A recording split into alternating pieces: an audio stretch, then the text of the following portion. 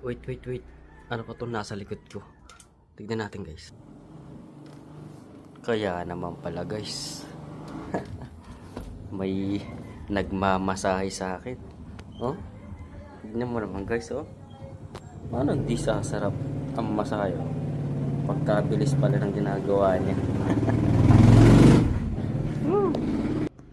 O, diba guys? Ang sarap sa likod. Ang sarap sa pakiramdam na may nagmamasahe sa iyo kahit ikaw lang mag-isa. Ah. Oh, aray. Shit. Oh. Kala mo tunay na ano eh. Tao eh. Yung nagmamasahe sa iyo eh. Oh. Ramdam yung hagod eh. Ah. My goodness, sarap.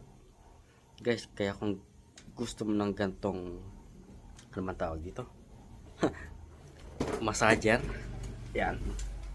Ano bang ano ito? Ayun. Massage pillow pala guys. Yan. Kaya kung gusto mo ng massage pillow guys na hindi ka na pupunta sa labas para magmasahe lang. At lalo na kapag may trabaho ka gusto mong magmasahe na ikaw lang mag-isa.